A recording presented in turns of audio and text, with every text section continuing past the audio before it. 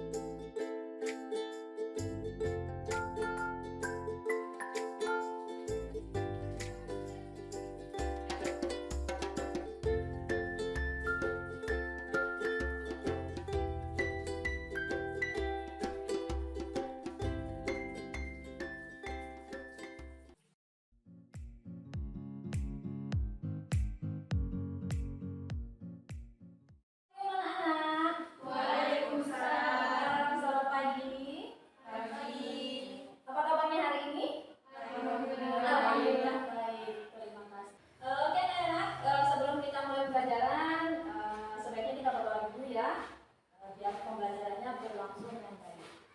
Bisa ibu minta tolong Rani ya. Pimpin temannya untuk berdoa, silakan. Teman-teman, untuk mengawali pelajaran, marilah kita berdoa. Berdoa mulai.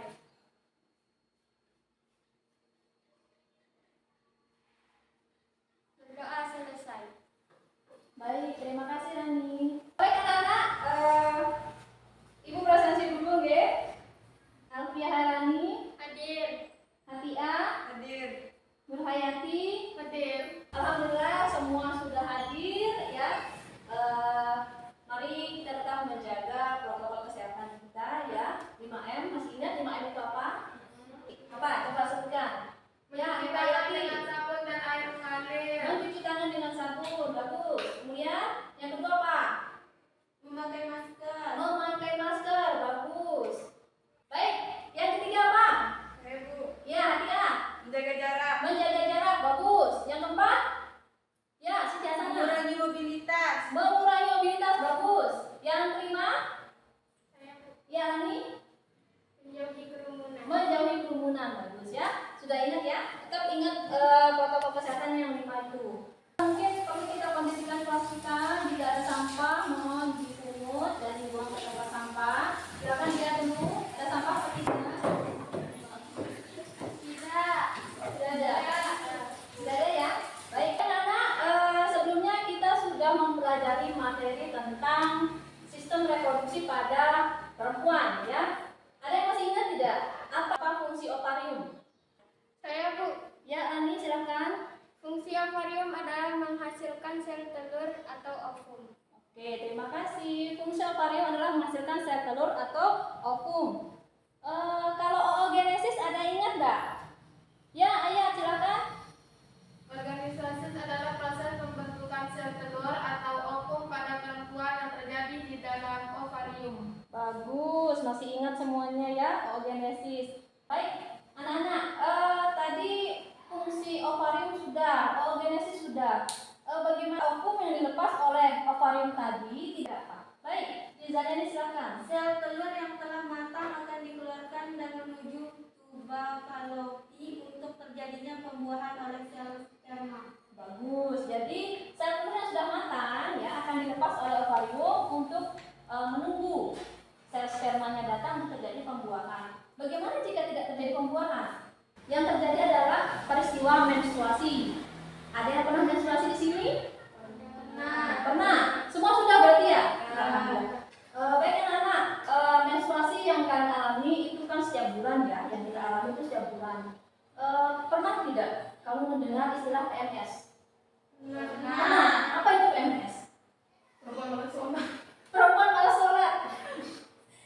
jawabannya unik ya, perempuan malas sholat ya. Apa itu PMS sebenarnya? Jadi sebelum kita masuk ke materi menstruasi, mungkin ada baiknya kita dengarkan ini dulu ya. Nah. Banyak yang bilang cewek-cewek bisa jadi ganas baik sebelum maupun saat datang bulan. Kalau begitu, entah sudah berapa banyak cowok malang yang udah jadi korban tiap bulannya. Kira-kira mengapa hal ini bisa terjadi? Dari dunia medis dan psikologis barat, kita mengenal istilah PMS. PMS sering disebut sebagai biang kerok keberingasan seorang cewek saat datang bulan. Tapi apa sebetulnya PMS ini dan apa hubungannya dengan emosi para cewek? Singkatnya, PMS adalah istilah beken untuk menyebut aneka gejala yang terjadi sekitar 1-2 minggu sebelum seorang cewek datang bulan. Gejala yang bersifat fisik misalnya jerawat, pegal-pegal, kram perut, dan konstipasi. Ya, konstipasi bukan konspirasi. Sementara gejala yang bersifat mental misalnya insomnia, susah mikir, dan gejolak emosi ekstrim yang naik turun seperti roller coaster. Menurut banyak pendapat yang beredar, hampir semua perempuan mengalami PMS. Gejalanya bisa berbeda-beda dari satu cewek ke cewek yang lain dan akan berangsur sembuh begitu menstruasi dimulai. Saking dianggap wajar, masyarakat sedikit-sedikit jadi memberi cap PMS pada cewek yang kelihatan moody menjelang datang bulan, terutama di negara-negara barat. Di Mbak Google sendiri ada lebih dari 55 juta artikel yang siap menjawab keresahan seputar PMS. Bahkan di Amerika Serikat, obat-obat anti PMS mungkin lebih laris manis dibanding jualan abang tukang bakso langganan kita. Jadi apa itu PMS? PMS adalah premenstrual syndrome. Sindrom yang dialami oleh perempuan menjelang menstruasi, ya.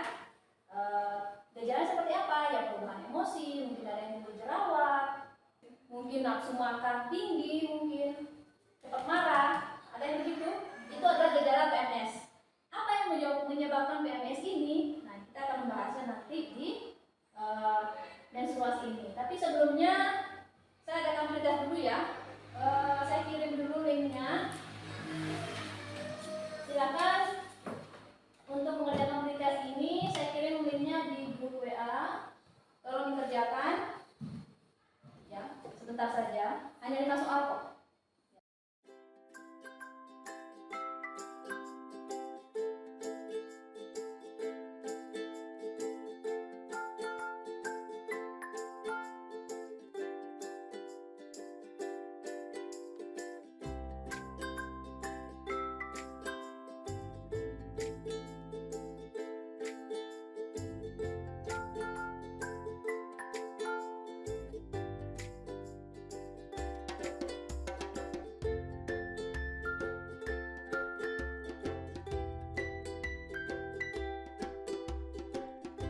Kalau sudah silakan di-submit ya.